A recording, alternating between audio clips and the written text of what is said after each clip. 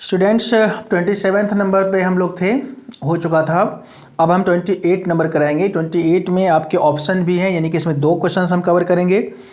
तो 28 नंबर का जो क्वेश्चन है, एक बार उसको आप ध्यान से सुन लीजिए, आप उसको लिख भी लीजिए, नोट कर लीजिए।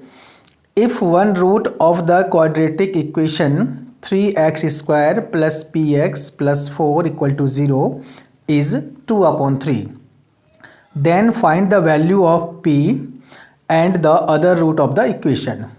मीन्स इक्वेशन आपका जो गिवन है 3x² + px + 4 = 0, इसका एक रूट यानी एक सॉल्यूशन गिवन है 2/3। तो आपको p की वैल्यू निकालनी है और उसके बाद आपको अदर रूट यानी पावर 2 है, क्वाड्रेटिक इक्वेशन है, तो यहाँ पे 2 रूट्स होंगे इसके, एक रूट गिवन है तो अदर रूट भी आपको फाइंड करना है। ठीक है, चलिए स्टार्ट करते हैं क्वेश्चन नंबर 28 में है। देखिए जो एक रूट है यानी कि वैल्यू ऑफ x गिवन है, x = 2/3, ये आपका गिवन है। ठीक है, अब लिखिए putting value of x in equation 3x² + px + 4 = 0। इसमें इसकी वैल्यू हमें पुट करना है। तो जहाँ भी x है वहाँ पे आप x की वैल्यू पुट कर दीजिए। 3 × 2/3² + p × 2/3 + 4 = 0। अब सॉल्व करिए। 3 मल्टीप्लाई, तो ये पावर 2 है, तो 2 2 = 4, 3 3 = 9 हो जाएगा। इसको 2 बार मल्टीप्लाई आप कर दोगे तो प्लस ये हो जाएगी 2p/3 + 4 = 0। अभी 3 से 9 कैंसिल हो गया 3 बार में। अब यहाँ पे आपका हो जाएगा 4/3 + 2p/3 + 4/1 = 0। इसको सॉल्व करके p की वैल्यू निकाल लेते हैं। तो यह एलसीएम हो गया आपका 3, ये हो जाएगा 4 + 2p + 4 3 = 12 = 0। अब क्रॉस मल्टीप्लाई करोगे तो 12 + 4 तो पहले 16 हो गया, प्लस 2p = 3 × 0 करेंगे 0 हो जाएगा। तो 2p = हो गया -16, तो p की वैल्यू आ जाएगी -16/2, कैंसिल करके आएगा -8। तो जो p की वैल्यू है वो आ गई -8, यानी एक आंसर जो था वो हमारा फाइंड हो चुका है, p की वैल्यू -8। अब हमें क्या करना है, जहां इक्वेशन में p है वहां पे p की वैल्यू हम -8 पुट कर देंगे तो एक नई इक्वेशन बनेगी और उस नई इक्वेशन का फिर हम दूसरा रूट निकालेंगे। एक रूट हमारी 2/3 गिवन है। तो चलिए अब यहां से हम सेकेंड पार्ट करते हैं अदर रूट के लिए। अब ये लिखिए न्यू इक्वेशन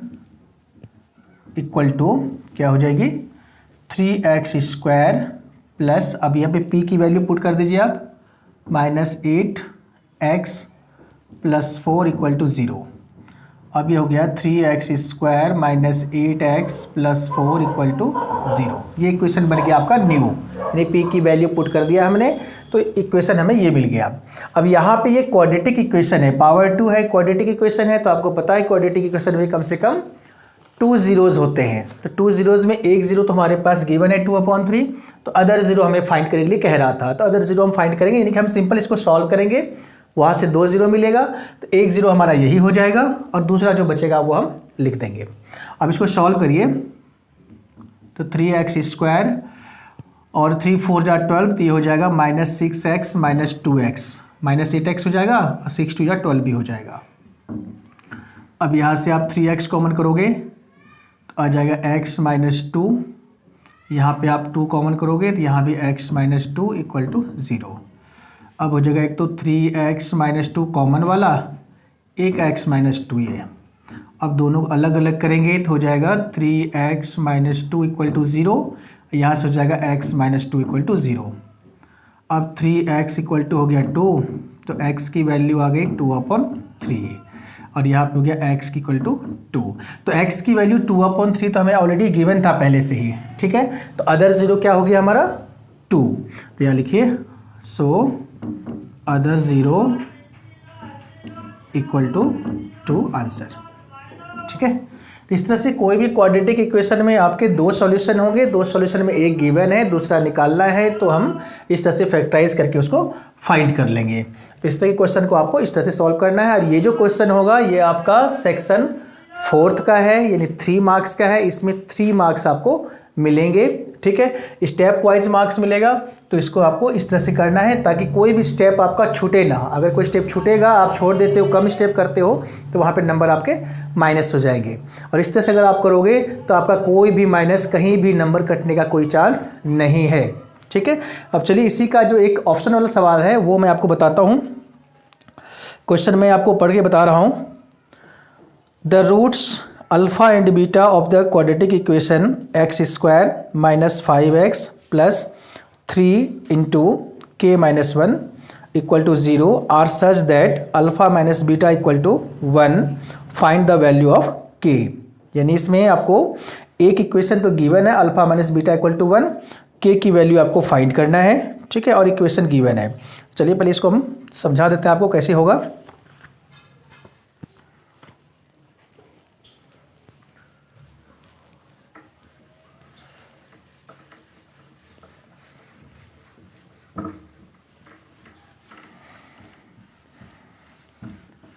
और जब तक मैं ब्लैक बोर्ड साफ़ कर रहा हूँ ना, तब तक आप लोग इसका स्क्रीनशॉट ले लिया करो। वैसे तो आप लोग अभी इन चीज़ों में बहुत आगे हो, आजकल के स्टूडेंट्स काफ़ी आगे हैं टेक्नोलॉजी में, तो आप लोगों को पता होगा, तो स्क्रीनशॉट आप ज़रूर ले लिया करो। अब इसका ऑप्शनल एक सवाल है जो मैं अभी करा रहा हूँ, काफ़ी इंपॉर्टेंट है ये। अब देखिए इसमें इक्वेशन गिवन है x square minus 5x plus 3 into k minus 1 equal to 0, ये इक्वेशन गिवन है, ठीक है। और इसमें ये भी गिवन है कि एक जो इसका इक्वेशन है alpha minus beta is equal to 1, ये भी आपका गिवन है, ठीक है। इसे इक्वेशन 1 ले लीजिए आप, ये ऑलरेडी गिवन है। अब देखिए जो क्वाड्रेटिक इक्वेशन है इसमें आपको फॉर्मूला इसका पता होगा कि सम ऑफ जीरोस क्या होती है, alpha plus beta minus B upon ए। तो इससे हमें इक्वेशन सेकेंड मिल जाएगा। तो इस इक्वेशन में अगर आप देखोगे तो ए की वैल्यू क्या हो गई 1, बी की वैल्यू हो गई -5 और सी की वैल्यू हो गई 3 इंटू के माइनस 1, ठीक है। ए बी सी की वैल्यू मिल गया। अब अल्फ़ा प्लस बीटा की वैल्यू होती है माइनस बी अपॉन ए, तो alpha plus beta equal to minus B की वैल्यू हो गया -5, ए की वैल्यू हो गया 1, तो alpha plus beta equal to हो गया 5, इक्वेशन सेकेंड। अब alpha minus beta equal to 1 हो गया, alpha plus beta equal to 5 हो गया। अब ये आपका इक्वेशन आ गया चैप्टर 3 के according, linear equation in 2 variable. तो यहाँ भी आपको एलिमिनेशन मेथड से सॉल्व करके अल्फ़ा और बीटा की वैल्यू फाइंड करना है, ठीक है। तो चलिए यहाँ लिखते हैं from 1 and 2 alpha minus beta equal to 1 first equation है, alpha plus beta equal to 5 second है। सॉल्व करिए, प्लस माइनस कैंसिल हो गया, यहाँ पे एडिंग करेंगे तो एडिंग करिए, अल्फ़ा प्लस अल्फ़ा हो गया 2 अल्फ़ा, 1 प्लस 5 हो गया 6, 2 से कट गया 6 3 बार में, तो अल्फ़ा की वैल्यू आ गई 3, ठीक है। अब अल्फ़ा की वैल्यू को हम इक्वेशन 1 में या 2 में पुट करते हैं, इससे बीटा निकल जाएगा, तो 1 में पुट करते हैं। तो यहाँ लिखिए पुटिंग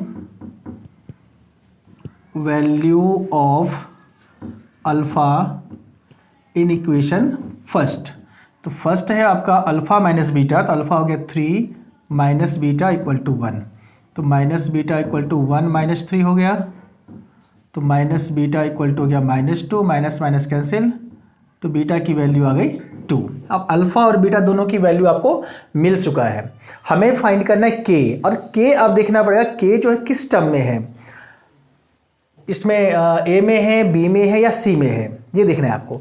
तो ए में तो नहीं है, बी में नहीं है, सी में है के, ठीक है। सी के टर्म में के है आपका, तो सी के टर्म में के है, तो अब हम फॉर्मूला कौन सा यूज़ करेंगे जिसमें सी का यूज होता हो, यानी alpha into beta equal to c upon a, इसमें यूज़ करेंगे। Alpha plus beta minus B upon a होता है, इसमें सी होता ही नहीं, यहाँ से सी आपको मिलेगा ही नहीं, तो alpha into beta equal to c upon a करिए, तो यहाँ से आपको सी मिल जाएगा। तो अब यहाँ लिखिए alpha into beta equal to c upon ए, तो अल्फ़ा की वैल्यू आ गई 3 मल्टीप्लाई बीटा की वैल्यू आ गई 2, और सी की जो वैल्यू है वो गिवन है यहाँ पे 3 इंटू के माइनस 1 अपॉन ए की वैल्यू है 1। अब यहाँ से हम सॉल्व करेंगे तो ये 3 और 3 कैंसिल हो गई, क्रॉस मल्टीप्लाई करोगे तो 2 मल्टीप्लाई 1 क्या हो जाएगा 2, यहाँ हो जाएगा के माइनस 1, तो के की वैल्यू आ गया 2 + 1 यानी 3। इस तरह से आपको k की वैल्यू मिल जाएगी। ठीक है, अब इसके बाद देखिए नेक्स्ट सवाल है आपका, काफ़ी इम्पोर्टेंट ये भी है और ये एनसीईआरटी में भी आपका सवाल है। चलिए कराते हैं 29 number.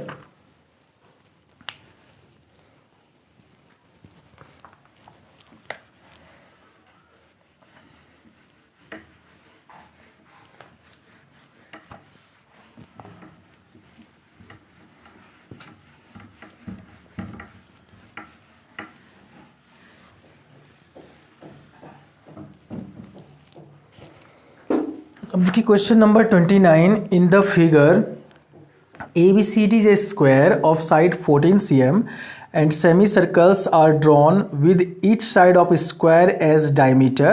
Find the area of the shaded region। या shaded region की एरिया आपको फाइंड करना है। ठीक है, चलिए 29 नंबर, पहले मैं फिगर से आपको समझा देता हूँ। एक स्क्वायर है ABCD,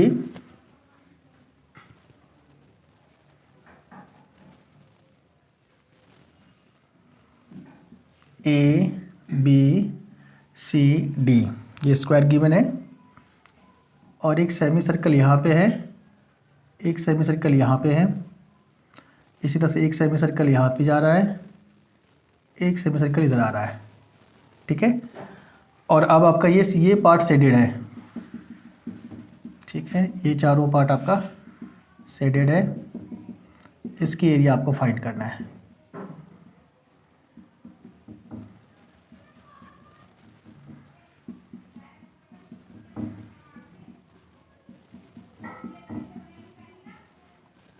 ठीक है, अब ये सवाल देखिए आपके एनसीईआरटी के बुक में भी है और इसकी जो साइड गिवन है स्क्वायर की वो है 14 cm। स्क्वायर की सारे साइड्स इक्वल होती है, कोई एक साइड आपको 14 cm लेना है और ये गिवन है कि each side of square as diameter, यानी जो सेमी सर्कल है, जो भी सेमी सर्कल, जैसे इस सेमी सर्कल को देखते हो तो इसका जो डायमीटर होगा वो 14 होगा, क्योंकि साइड जो है डायमीटर के इक्वल गिवन है। ठीक है, अब शेडेड पोर्शन की हमें एरिया निकालनी है। अब देखिए इसमें क्या करेंगे हम पहले, अब हमारे पास जो ये शेडेड पोर्शन है वो कैसे फाइंड करेंगे। हम यहाँ पे थोड़ा सा ब्लैंक रख करके और इनके नेम डालते हैं, यहाँ पे पार्ट 1 पार्ट 2 कर देते हैं, आपको समझ में आ जाएगा। ये हो जाएगा पार्ट 1, ये हो जाएगी पार्ट 2, ये पार्ट 3 और ये पार्ट 4। ठीक है, ये 4 पार्ट इसके हमने ले लिए।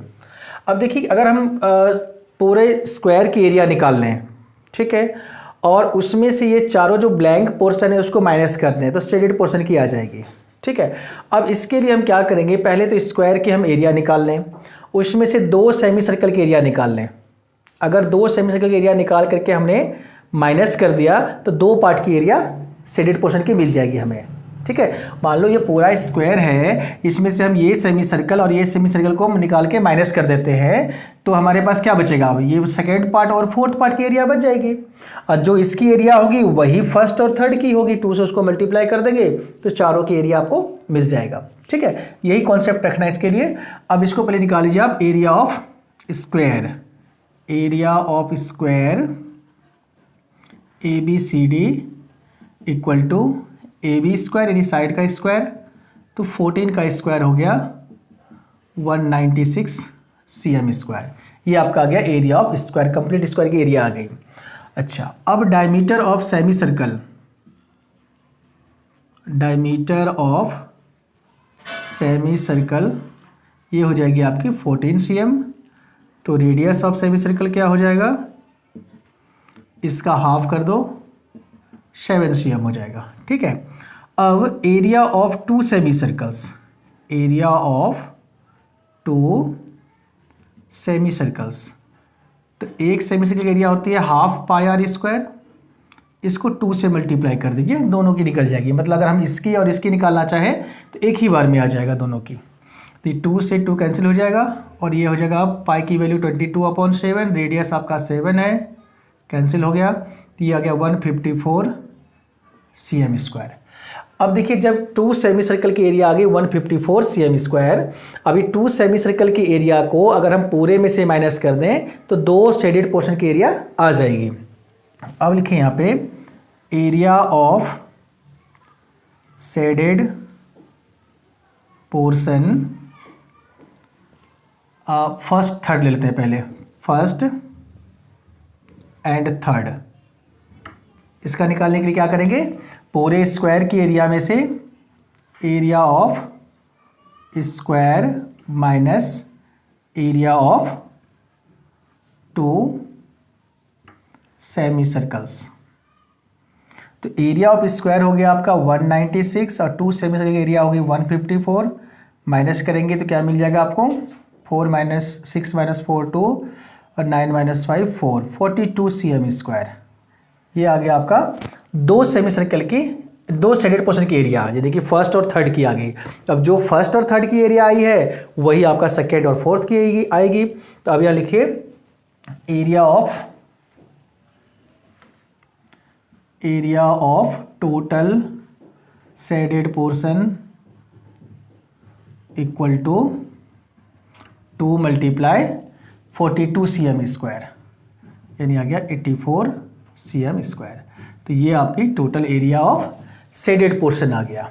ठीक है, तो इस तरह से आपको इस क्वेश्चन को करना है। ये एनसीईआरटी का सवाल है, ध्यान रखिएगा, बहुत इंपॉर्टेंट सवाल है। वैसे एनसीईआरटी के जितने भी सब्स हैं उसको आपको बहुत ही इंपॉर्टेंट समझ के करना है। ठीक है, और इस साल के लिए तो खास करके, क्योंकि क्लासेस रेगुलर हुई नहीं है, तो ज़्यादातर उम्मीद रखिए कि एनसीईआरटी के क्वेश्चंस को ज़्यादातर दिया जाएगा पेपर में। तो एनसीईआरटी के सारे क्वेश्चंस को आपको अच्छे से करना है, मोस्ट इंपॉर्टेंट समझ के करना है। ठीक है, और स्टेप वाइज करना है, जैसे मैंने बताया आपको। इस तरह से एक स्टेप दिखाओगे तो कहीं भी आपका नंबर माइनस नहीं होगा। ठीक है, तो इस तरह से आप लोग जो नेक्स्ट क्लास मेरा होगा उसमें हम सेक्शन 4 को अभी और भी कंटिन्यू करेंगे। इसमें और भी क्वेश्चंस बचे हैं जिसको करना है हमें, और ये सीबीएसई द्वारा से जो दिया गया है सैम्पल पेपर उसको हम सॉल्व करा रहे हैं। आगे हम इसको भी कंप्लीट पूरा कराएंगे, फिर हम आगे की प्लानिंग आपको बताएंगे कैसे क्या करना है।